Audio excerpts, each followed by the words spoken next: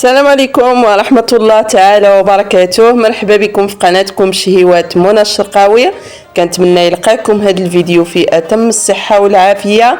عواشركم مبروكه والله يدخل عليكم رمضان بالصحه والسلامه. اليوم جيتكم بالجديد اللي رائع جدا، واكيد الاغلبيه منكم غادي تعجبهم هاد الشباكيه او هاد المعسله، خصوصا انها اقتصاديه بلا كثره القوام وبطريقه اللي سهله وبلا تشباك.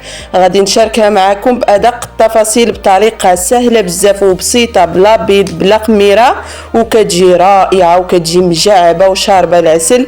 اكيد الا عجبتكم ما تبخلوش عليا باللايكات، واللي ما اشتركتش في القناه فتشترك باش دائما توصل بجديد. فإلا كنتم مهتمين اخواتي بالوصفه فضغطوا على العنوان اللي غيبان لكم اسفل صوره القناه، فغتدخلوا مباشره الفيديو وتشاهدوا بكل تفاصيله.